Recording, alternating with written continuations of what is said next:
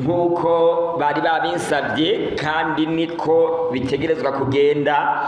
Ku mazina nitwa Jimmy Nishimwe, niyo mazina yanje. Abantu benshi kumbure boba bari bamaze kumbona, abandi nabo bakanyumva kubera yuko ndamaze gukorera mwa kano karere cyane. Muhave munyumvira niba hari ico nibagira mu kwidondora, muhave mukinyibutsa, mpave ndakivugana cone. Ariko gusa abantu bakiri bato bakunda kumva yuko mvuze ngo ndi umusore. Reka rero tugende ku cigwa cacu cuno munsi. Ku bantu bakunda gukurikirana imbuga ngurukana bumenyi, turakunda guhurira kuri mu gihugu c'Ivyiza TV, kandi nizera ko abakurikirana mu gihugu c'Ivyiza TV kuri Facebook babonye n'ivyigwa tuzokwigira hamwe muri ino ndwi. Izina ry'Imana rihabwe icubahiro. Indirimbo tuzokoresha ni indirimbo ya kane ivuga ngo hariho amakuru meza. Duhereye ku ndirimbo ya mbere, abaririmbyi baturirimbiye indirimbo ijanye na kino gikorane, kubera yuko batumenyesheje yuko hagiye kuza urubanza, kandi urwo rubanza rwatanguriye mu b'inzu y'Imana, ariko n'abandi nabo nyene rurabandanya kuri bo. None ino ndirimbo ya kane nayo twaririmbye ivuga ko hariho amakuru meza amenyesha ingenzi ziyerera kure y'iwabo yuko umukiza Yesu agiye kugaruka aje kwimika ingoma yiwe. Bagenzi, ano makuru ntabwo amenyeshwa abandi bantu, ariko gusa amenyeshwa abantu bazi neza yuko ari ingenzi hano ku isi. Ukaba ukunze isi, ukaba ubona yuko hano ku isi ariho iwanyu, ntago ano makuru akuraba, ariko ano makuru araba umuntu neza na neza azi yuko ari ingenzi kandi ariko arayerera kure y'iwabo. Uno muririmbyi yemeje yuko Yesu azoza, aravuga ko ndabizi ko azogaruka, nzi neza ko azogaruka, izo ngenzi zose zirushe zizoruhuka umunsi umukiza azogaruka. Izina ry'Imana rihabwe icubahiro. Muri ino ndirimbo uno muririmbyi yaravuze ibizoba igihe Yesu Kristo azoba aje, ikintu gikomeye cyane. Uno muririmbyi yavuze kizoba igihe umukiza Yesu azoba aje, nuko imva z'abasinziriye mu mwami kera zose zizoca zuguruka. Izina ry'Imana rihabwe icubahiro. Icivugo cya kino gikorane kivuga ngo umunsi wo kwambuka uja kukudapfa. Izina ry'Imana rihabwe icubahiro. Uno munsi rero niwo tugiye kuzorabira hamwe muri ino ndwi namenyereye indwi zibiri. Muri ino ndwi ico gihe imva z'abasinziriye mu mwami kera zose zizoca zuguruka, kandi sinzi y'abasinziriye kuzimu bazosubira kuba ku isi, kugira ngo buri wese ahembegwe ibyo yakoze, ari kibi ari iciza. Hariya mucete intumwa Paulo yandikiye Abikorinto icete cya kabiri igice cya 5 ku murongo w'10 niho isomo ry'intangamarara tuzoguma tugaruka ko kenshi riboneka. Yavuze ngo muri iyo si nziza ntituzotandukana, tuzoririmba uko twakize, abacunguwe bazobavuye hose basenga umwami wo mwijuru. Nagenda babwire ngo niba hari ikintu cya mbere kibabaje cyane hano ku isi ni gutandukana, ariko mwijuru nta gutandukana. Izina ry'Imana rihabwe icubahiro. Noneho umuririmbyi arangiza atubwira ico gukora. Yavuze ngo haleluya amina. Icyo duhamagarwa gukora cya mbere ni kwama dushemagiza umuremyi wacu, kandi gikurikira ni kwizera, kubera yuko yavuze ngo nitwizera tuzobanayo. Aduhamagarira kuba maso, kunezerwa, guhora twizeye, kugira ngo bize bikunde tuze twambare urugori rwiza, izina ry'Imana rihabwe icubahiro. Iyo niyo ndirimbo twaririmbye. None rero iyo kandi niyo mpamvu turi hano. Ano makuru bino byose maze kuvuga nibyo tuzoganirako cyane ku rugero ruhambaye muri ino ndwi. Muri Bibiliya turabona umusore w'umutunzi. Ino nkuru murayizi, umusore w'umutunzi. Umusore w'umutunzi yaje kuri Yesu aramubwira ati, mwigisha, nkora iki kugira ngo nze ndagwe ubwami bw'Imana? Maze Yesu aramubwira ati, witondera amategeko y'Imana. Uno musore yari yigira umuhinga ku rugero ruhambaye, aravuga ngo amategeko yose narayitondeye. Yesu amubwira ngo uhagije kimwe. Bagenzi, ntabwo naje ngaha kugira ngo mbarire abantu ibintu byinshi cyane, ariko buri muntu wese arafise icyo ahagije, kandi icyo nyene uhagije nicyo cyatumye nza kugira ngo ndakikumenyesha, izina ry'Imana rihabwe icubahiro. Ikintu kibabaje muri no nkuru y'umutunzi nuko Bibiliya imbarira ngo igihe Yesu yari amaze kumenyesha uno musore w'umutunzi cyahagije, Bibiliya ivuga ngo uno musore acagenda ababaye cyane. Mugenzi, uzirinde muri ino ndwi, mu gihe Imana izoba imaze kukumenyesha icyo uhagije, utacakiriye ngo wemere kugenda nk'uko icyo Yesu akubwiye kivuga, bizorangira abandi banezerewe, nawe ugenda ubabaye cyane. Icigwa tugiye kurabira hamwe muri uno mwanya kivuga ngo inkuru imwe iva mu mizingo y'ibitabo. Hano hariho abantu batemera ko Imana iriho, barahari. Mu by'ukuri ku isi nta muntu atemera yuko Imana iriho. Ntabwo ushobora kuba nzi Imana usenga iyo ariyo, ariko benshi barafise Imana basenga. Ariko njyewe Imana ndiko ndababwira ni Imana umuremyi, yaturemye kandi turi ibiremwa byayo byiza, izina ry'Imana rihabwa icubahiro. Buri kintu cyose gitangaza igitinyiro c'umuremyi. Hari abantu bagiye bigira agakura ku isi, bagenda bavuga ko Imana itariho. Ndavuga nk'uwitwa Sokrate, abize mu mashuri baramuzi. Uno muhinga wo mu gihe ca kera yari umuhinga w'ivyiyumviro katwa, yari umuhinga hawariya muri bihugu vya Buraya. Uno muhinga yavuze ko Imana itariho kandi arabyigisha, abantu benshi baramukurikira kuri ico ciyumviro. Yamara mu gihe yaragiye gupfa, uno muhinga yari yarashoboye kumenya ibintu byose ku isi, kandi ikibazo cyose umubagije yashobora kukikwishura. Umuntu umwe aramubaza ngo, Sokrate, kugiye gupfa ugiye hehe? Maze Sokrate biramunanira gutahura yagiye, aravuga ngo hategerezwa kuba hariho ikizi iyo ngiye. Maze byarangiye nawe yemeye ko Imana ishobora kuba iriho, kubera yuko hari ikindi kintu gitegerezwa kumenya iyo Imana iri, igitegereza kumenya iyo umuntu apfuye abagiye. Kandi Sokrate umuhinga katwa wewe ntaho yarazi, yavuze ngo hari ikindengeye, hari undi muhinga ndengeye, nabaye umuhinga katwa ku isi, ariko hari uwundi muhinga ndengeye. Maze aravuga kumbure yoba ari Imana. Mu nyandiko ziwe za nyuma yavuze ngo ni byiza yuko dukora iby'Imana igomba, kubera yuko ukoze iby'Imana igomba ugasanga iriho, Imana izoguhemba. Ariko naho utosanga iriho, ntacyo uzoguhombye kandi warakoze ibyiza. Yihaniza abantu biwe avuga ngo niwasanga Imana iriho nawe warakoze ibibi, umenye yuko ibivugwa muri Bibiliya bizoca bigushikako. Bagenzi, yaduhanuye neza Sokrate. Mu by'ukuri Imana iriho. Kubera iki Imana iriho? Ntabwo twogenda kubirabira kure.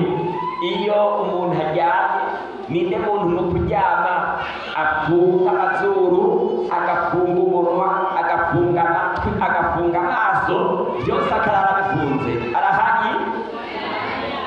Ntawe.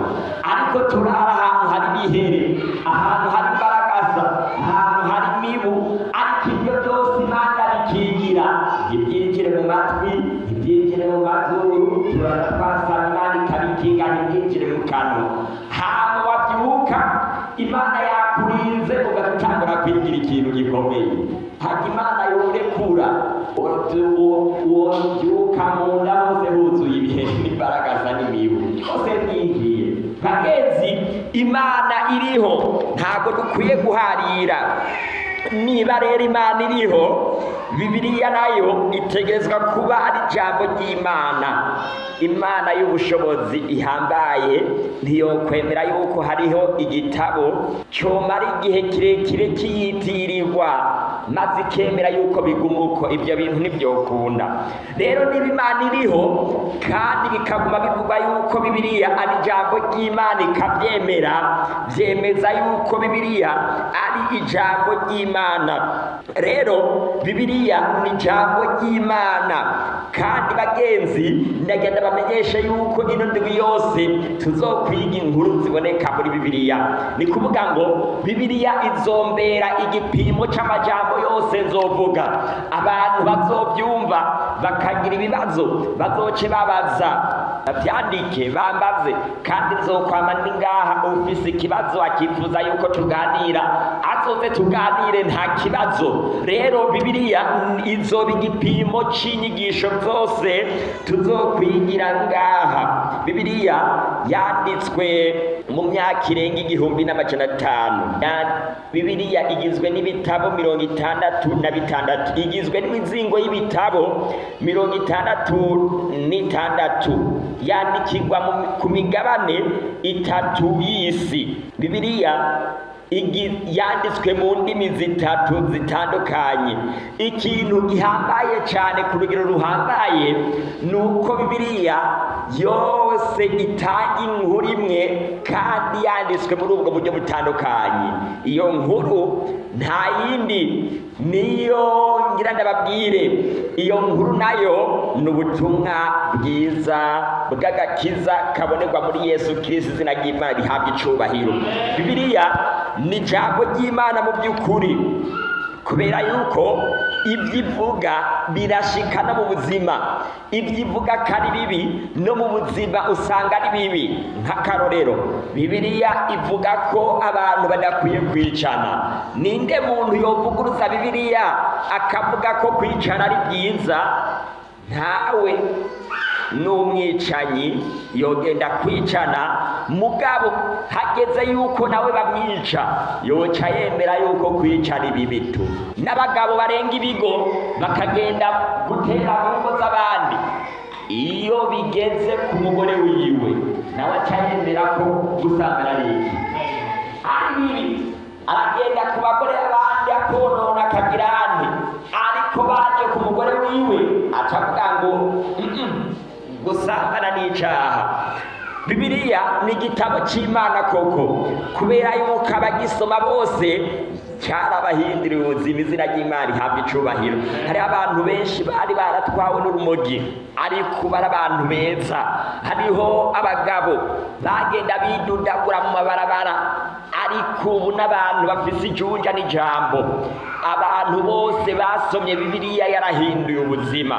Bibiliya ikaba itarahindura ubuzima bwawe, umenye yuko uyisoma nabi, kubera yuko nasanze hari abantu basoma Bibiliya mu buryo butari bwo. Ugasanga umuntu mu gusoma Bibiliya arafise ibyo yamaze kwitwa ukuri, none agiye kurondera muri Bibiliya ibintu bishigikira uko kuri. Oya, suko birakwiye yuko mu gihe dusoma Bibiliya iza hari ikindi kintu disigira, kugira ngo mu kibano banezerwe, mu ishengero banezerwe, kandi no mu gihugu banezerwe, n'Imana inezerwe, izina ry'Imana rihabwa icubahiro.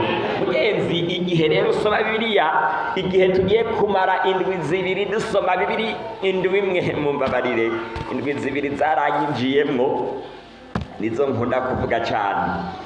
Mu gihe tugiye kumara indwi kwiga amajambo yo muri Bibiliya, ndashaka ngo abantu bayizere, bumve yuko ari ijambo ry'Imana. n'ibyo perezida yavuze turabiha agaciro tukabyumvira, mbishwe iby'Imana yavuze.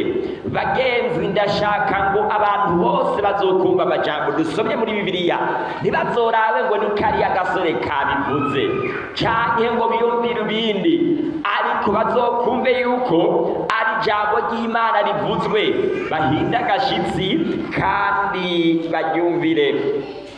Rero nk'uko nariko ndabivuga, muri ino mizingo y'ibitabo Bibiliya harimo inkuru imwe gusa. Ino nkuru nayo ni ubutumwa bwiza buvuga ko agakiza kabonegwa mu kwizera Yesu gusa. Umusomyi nibamuhe mikrofone adusomere muri Mariko igice ca mbere ku murongo wa 15. Igihe Yesu Kristo yari amaze gushika hano ku isi, ijambo rya mbere yatanguye kuvuga niri tugiye gusoma Mariko igice ca mbere ku murongo wa 15. Yego, igihe kirageze, ubwami bw'Imana buri hafi, mwihane mwemere ubutumwa bwiza.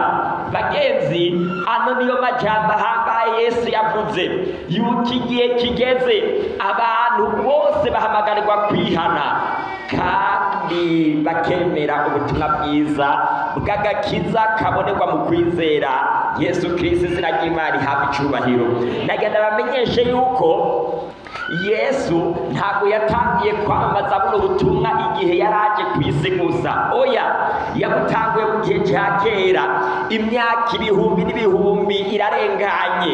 Inyandiko zera zerekana yuko imyaka ibihumbi 6 iheze ubutumwa bwiza buriko buramamazwa. Imyaka ibihumbi 6 irarangiye, Satani ateje ubugumutsi mw'ijuru, ukwishira hejuru kwiwe, ubwibone bwiwe, kwanka kuzura kwatumye Satani ateza intambara mw'ijuru. Ibi turaza kubigaruka ko ku mugoroba.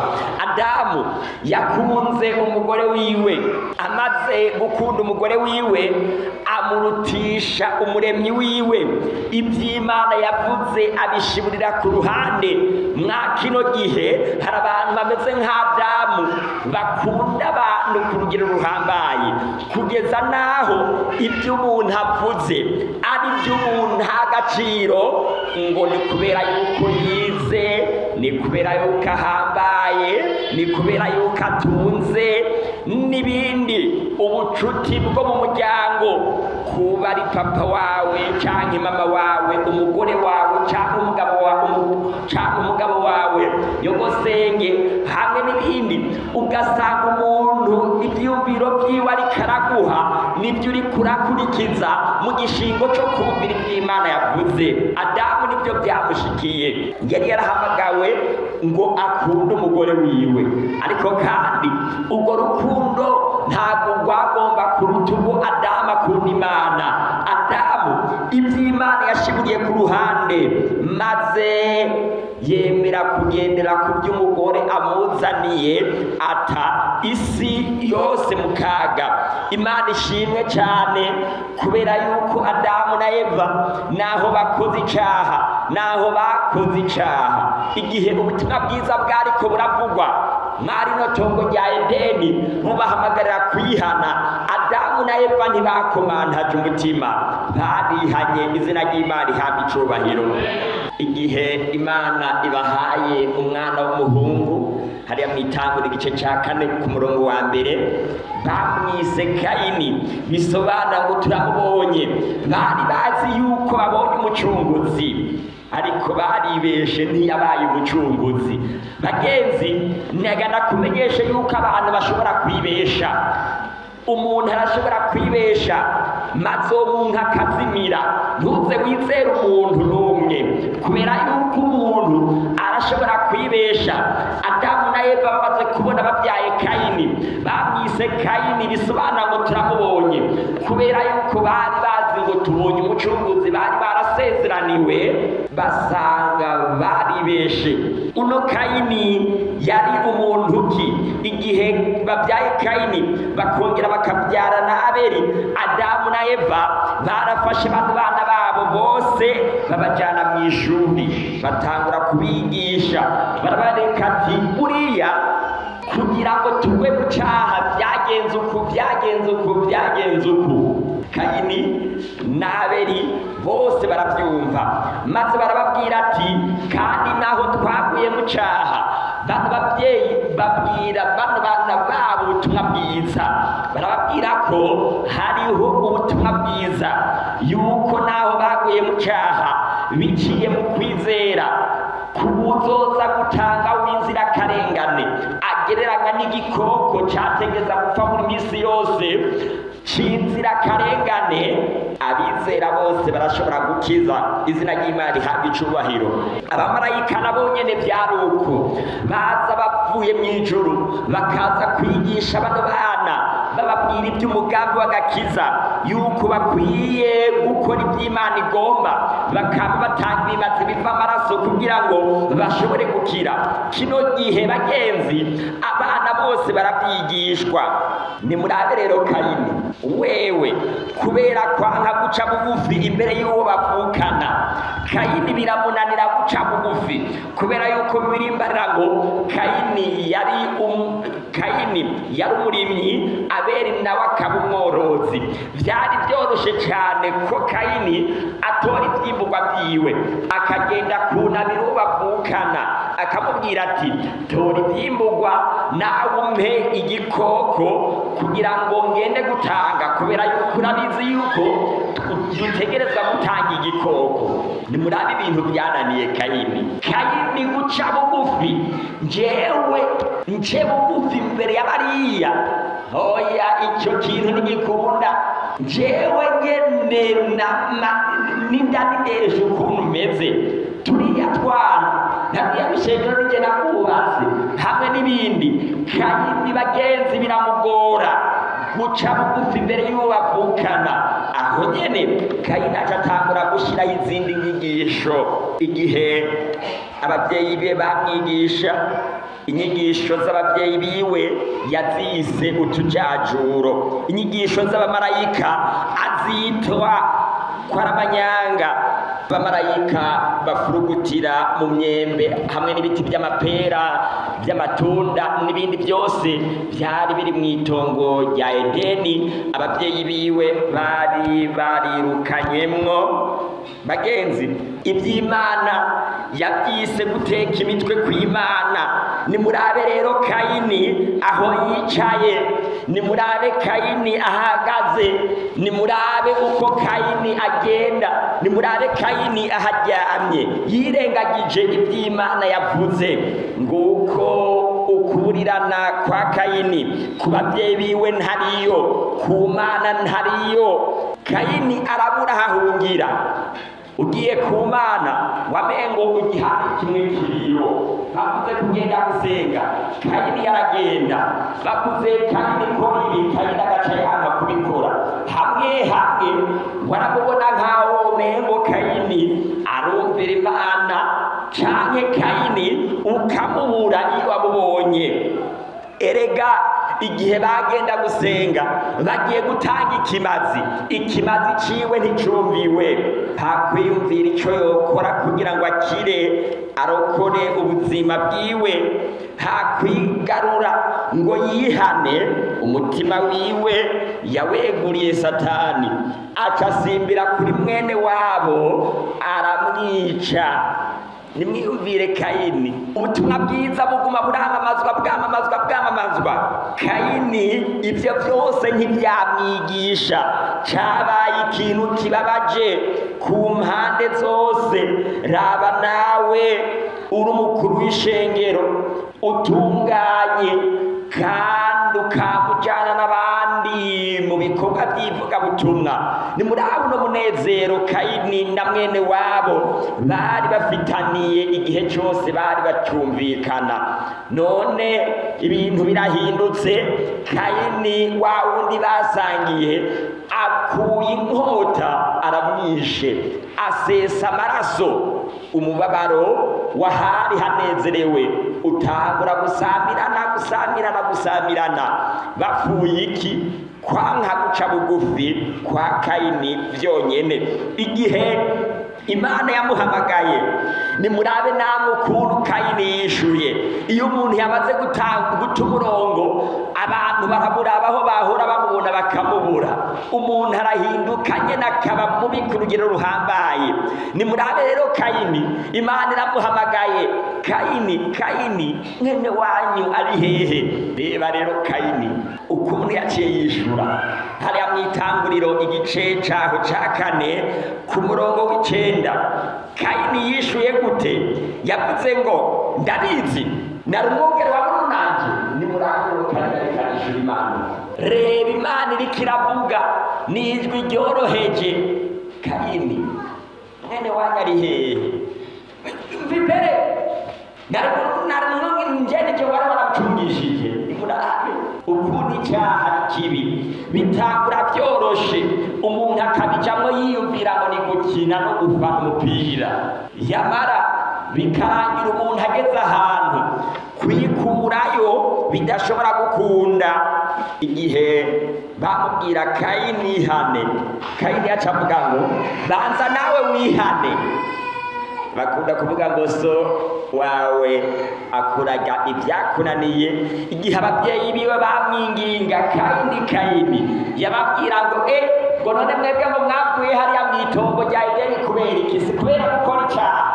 Bamubwiye Kayini ihane. Kayini ati banza nawe mwihane, mwebwe rero nta cyaha mufise. Kayini batizwa, banza nawe batizwe. Kayini genda bukebuke, niwiyoroshe, nimera guca bugufi. Mwebwe rero mwebwe muraca bugufi. Uyu Kayini niko yari ameze, ibintu biramukomerana. Kayini yahisemo kuvamwo ubwoko burwanya Imana. Igihe cyose uzoba uri kurirengagiza ukuri, igihe cyose uzoba ufise ibyanditswe byera wirengagije, maze ukagendera ku byiyumviro byawe ubwite canke ibyiyumviro by'abantu bwite, ikizokurikira kizoba kuvamwo ubwoko burwanya amategeko y'Imana. Kayini yahisemo kuvamwo ubwoko burwanya Imana n'ishengero ryiwe. Muri Bibiliya hari abantu nkunda cyane, ngira ndababwire uwo nkunda cyane ni Yesaya namwe muramuzi. Yesaya yari umusore akiri muto cyane, nico gituma ndamukunda, kubera yuko yabaye umuvugabutumwa akiri muto nkanje. Yesaya yari akiri muto cyane, ariko yabayeho mu gihe kigoye. Abantu bari babi cyane ku rugero ruhambaye, kandi muri abo bantu bari babi ntabwo bari abanyamahanga, ariko bari Abisirayeli, babandi bari baratoranijwe kugira ngo bamenyekanishe Imana ku isi.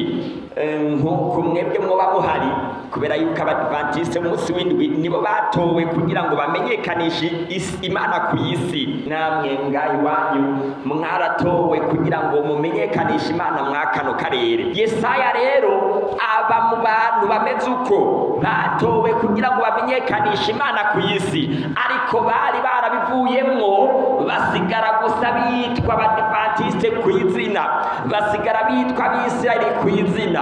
Mugabo indani byari byaramaze kubavamwo. Bano bantu bari babikovongo cyane mu ishengero ry'Abisirayeli.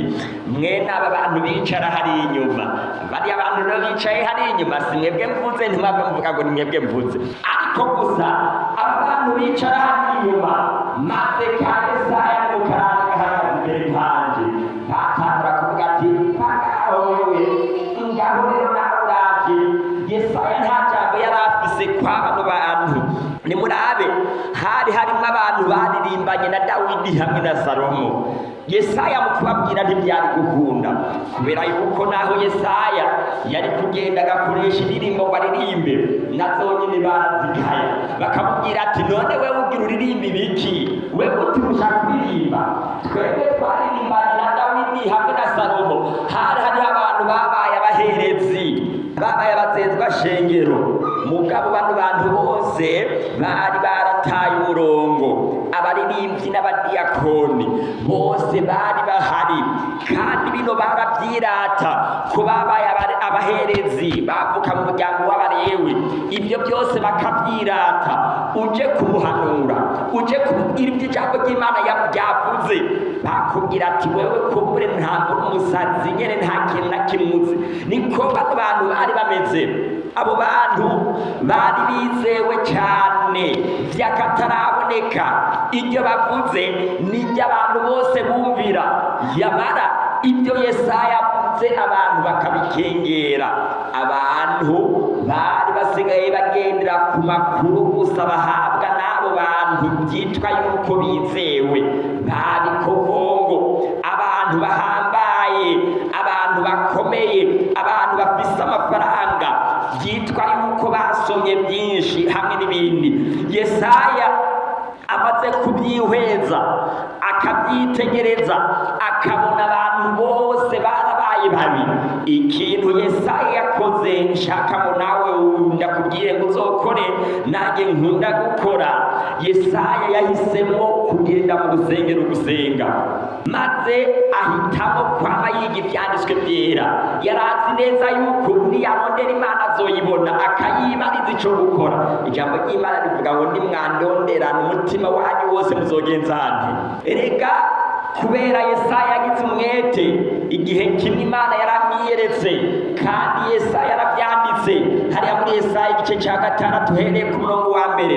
Yesaya avuga ngo nabonye Imana yicaye mu rusengero, kandi yari yuzuye urusengero, yisakaye isinzi ry'abamarayika, izina ry'Imana ihabwa icubahiro. Yesaya yarayibonye kandi Yesaya arayimenya. Ni igiki cyabaye Yesaya amaze kubona Imana? Yesaya yakora induru cyane, mbonye ibara, kubera yuko n'umunwa yanduye. Kiriya gihe cyose ubona Imana, igikurikira ni kubona yuko n'umunyaminwa yanduye. Mugabo rero nigeze kugenda ahantu birantangaza, abantu bavuye muhira baje gusenga, baje kubonana n'Imana, maze igihe gisigura cyari giheze baciye basohoka hariya hanze bagenda bidoga. Bumvise rero, bumvise ko ngo basiguye, abandi nabo batavuze ko babasiguye bidoge, bavuga ngo icyo gisiguro niyo bagisigura n'akahana baba bamubwiye. Abantu ntibashaka yuko ibintu bibaraba, abantu ntibashaka yuko aribo babwirwa, bashaka abandi babwirwe. Niyo umuvuze acavuga ngo basiguye. Yesaya amaze kugenda mu rusengero yarabonye Imana, kandi amaze kubona Imana Yesaya yaciye yibona k'icyaha, ikintu kizokumenyesha yuko agiye mu rusengero kandi wabonye Imana nuko uzova yukozweko. Ugiye mu rusengero inyigisho zose zikigishwa, ugataha ata kintu na kimwe kigukozeko, uzoca uvuga ko wewe ntiwigeze ubonana n'iki n'Imana, ntiwigeze ubonana. Ikintu kizokumenyesha yuko wabonanye n'Imana nuko uzotaha uvuga ati sha narajakaye. Ninde muntu yobona Imana agasigara amwerana? Ninde? Nawe ninde muntu yobona Imana agasigara amwerana? Uwo muntu ntabaho. Yesaya nawe nyene byamushikiye, kandi natwe rero nyene biradushikira. Rero bagenzi, igihe cyose tuzoba turiko turigirwa, ntari umuntu azovuga ngo ataha babaye ashakuye ngumva ngo bijya bintu ngo baratukana ngo n'ibitutsi hamwe n'ibindi. Oya, ahubwo kubera yuko nababwiye ngo Yesu yabaye umusore w'umutunzi muhanje kimwe, Yesu yatumye kugira ngo buri muntu wese inondwi azotahe mwica nkejenke icahagije, kugira ngo bikunda cakiye atahe anezerewe, izina ry'Imana ihabwa icubahiro. Icakurikiye kuri Yesaya amaze kumenya yuko ari umunyabyaha, ni iki cakurikiye? Marayika yaciye yururuka avuye mw'ijuru amukoza ikara ry'akahehe, maze Yesaya ijwi riva mw'ijuru riramubwira ngo humura, uhoraho yakuyeko icaha. Iyo umuntu wese amaze kumva kumvira ijambo ry'Imana ijambo ry'Imana rikavugwa, ubu uriko uraganira n'Imana, umaze kumenya hari icyaha cyawe, uhamagarwa kumera nka Yesaya, maze kumera nka Yesaya ukihana, aho nyene ijwi rica mw'ijuru rigatangaza yuko ukuwe kw'iki icyaha, icyo nicyo gica gikurikira. Maze Yesaya amaze gukurwa kw'icyaha ciwe, izina ryiwe rikanduka mu gitabo c'ubugingo. Bibiliya ivuga ngo haciye haza irindi jwi rihamagara ngo ndageza nte, ndatumane. Yesaya wa wundi yamaze guhindurwa na Yesu, yamaze kwakira ubutumwa bwiza, aca yishura ngo ni hano mwami barumejeje. Yesaya ntiyigeze akomantaza umutima w'ubuzima bwiwe, yari yiteguye kumvira ivyo Imana ivuze. Abonye Imana yarihanye kandi arababarirwa. Amaze kubabarirwa aca avuga ati naho ni mu karere kagoye, naho ibintu bigoye, nzokwemera ngende.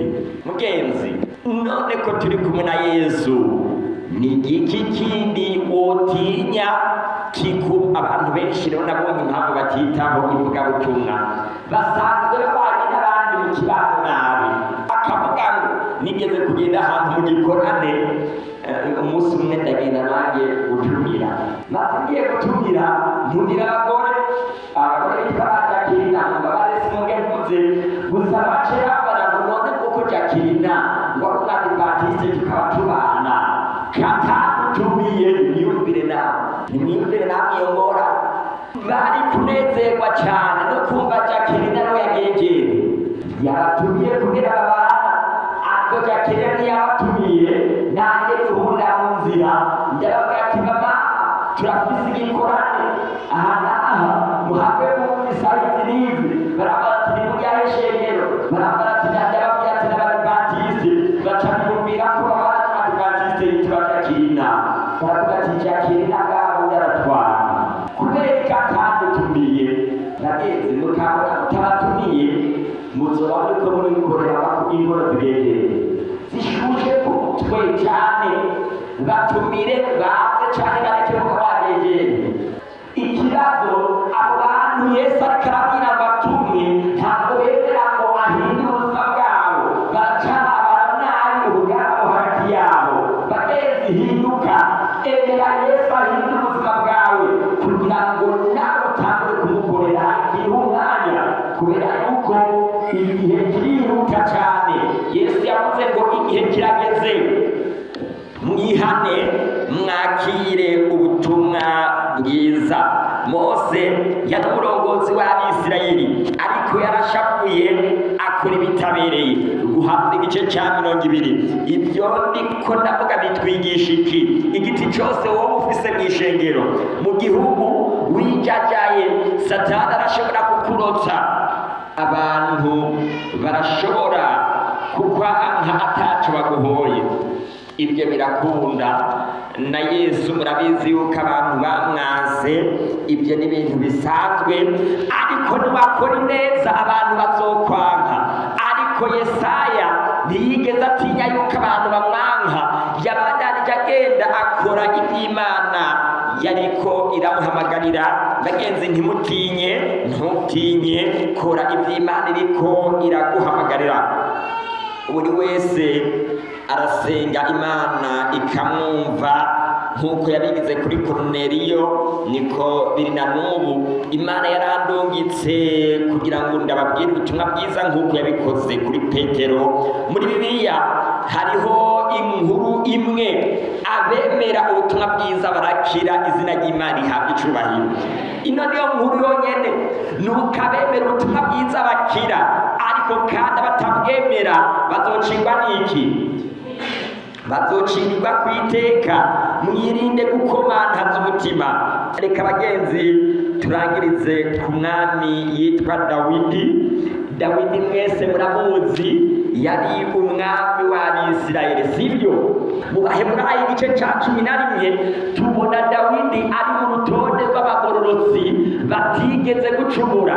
Yamara Bibiliya yasuka ibyigisha hariya mu cete cya kabiri mu gitabo cya kabiri cya Samweli igice cya 11 musomye ku mutwe havuga ngo icyaha cya Dawidi yarakoze icyaha, ariko mu Baheburayo igice cya 11 tuhabona ngo Dawidi n'umugororotsi atigeze gucumura. Kubera iki Dawidi yitwa umugororotsi atigeze gucumura kandi yari yarigeze gucumura? Dawidi yaratandukaniye hehe n'abandi banyabyaha? Dawidi yaratandukaniye n'abandi banyabyaha ku kintu kidasanzwe. Ikintu kimwe cyaranze umutima wiwe, nawe cyari gikwiye kukuranga niki: Dawidi yarakunda Imana ku rugero ruhambaye, izina ry'Imana ihabwa icyubahiro.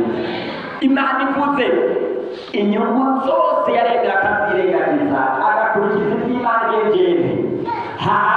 Imana noyimaramaza. Dawidi arunani yemeye kurambara hehe? Igihe umukozi w'Imana Natani amusiguriye hariya mu gitabo cya kabiri cya Samweli igice cya 12 hariya ku murongo wa 13, musomyi nadusubiriremo ahasome. Havuga ngo maze Dawidi yishura Natani, nacuye kuhoraho bangezaho jana muri Zaburi 51. Bagezi, Dawidi amaze kuba karubyaha agasobanurirwa uko byageze, Dawidi ntiyakomantaje umutima icyaha kugira ngo bikunde. Dawidi ubwiwe atahure icyo yakoze kandi kibi, ntazasubire kongera kugenzana kugikora ukundi. Dawidi arabyandika musomere Zaburi 51 ku murongo wa 1 gushika ku murongo wa 5. Haravuga ngo ikigomwana imbabazi zawe ibicumuro byawe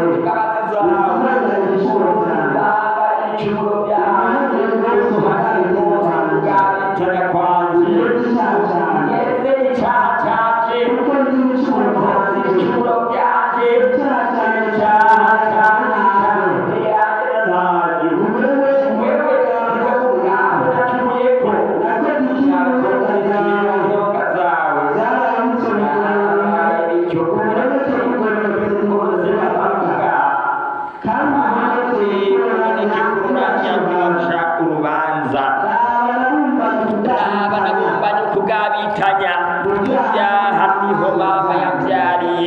bagenzi. Dawidi yarihanye, aratakamba, arasaba Imana ikigongwe, kandi Imana iramubabarira. Dusubire ku majambo Natani yamwishuye igihe yari amaze kwihana hariya mu cece cya kabiri cya Samweli igice cya 12 ku murongo waho wa 13.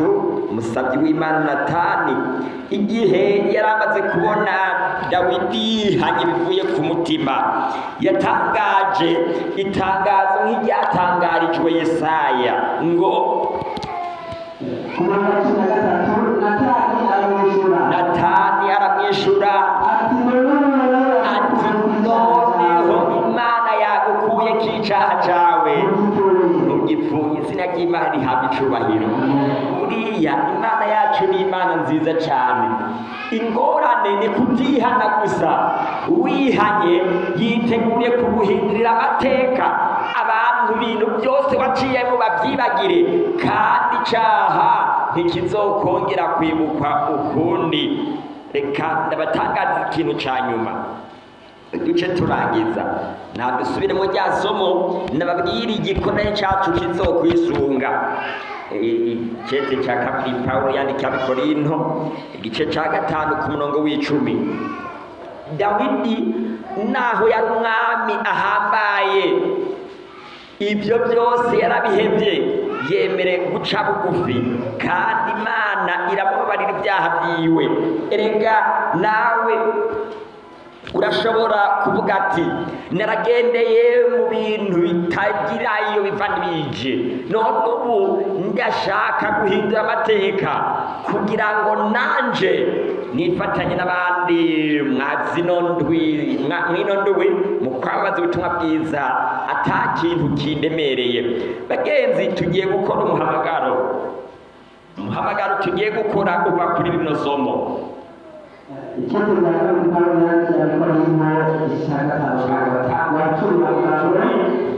kuko twese tutazobora kugaragarizwa imbere y'amateka ya Kristo. Bagenzi, babwire ko hariho igihe kigiye kuza kandi icyo gihe kirashyitse. Uyigira agakomeye cyangwa uyigira akadakomeye, ingingo zose ufata mu buzima bwawe uzosigara kugira ngo ka gasore ngo katubwiye kandi agakenge. Hari abantu ndabizi bicaye ngaho bakavuga reka shaka ukuriye byase yuko babitahura bino bintu kandi ndabibwira bitahuye. None intumwa Pawulo ivuga ngo impera n'imperuka buri muntu wese ntawigira ukomeye cyangwa uworoshe, twese tutazoka gukoranira imbere y'intebe y'amateka. Komeza musome kugira ngo umuntu wese ahabwe umuhamagaro wese ahwanye yakoze akiri hehe, akiri umuntu amukiza cyane. nta gihe kindi gisigaye. ninde muntu azikenya azobaha amari ku kuboko ati je ndabizi neza yuko nzobaha amari ku kuboko nawe. None ngo uno munsi nyene tubifise umwanya wo guhumeka, uwo munsi nyene niwo munsi buri muntu wese ahamagarwa twifatira ingingo y'ibyo azohabwa imbere y'intebe y'urubanza. Mbega warakiriye ubutumwa bwiza buboneka muri Bibiliya cyangwa niba bwakiriye? Niba warakiriye ubutumwa bwiza uhabwa ibyasezeranye byiza. Niba naho wakomantaza umutima, naho nyene uhabwe ibijyanye no gukomantaza umutima. Mbega ko Yesu Kristo agiye kugaruka, uzoba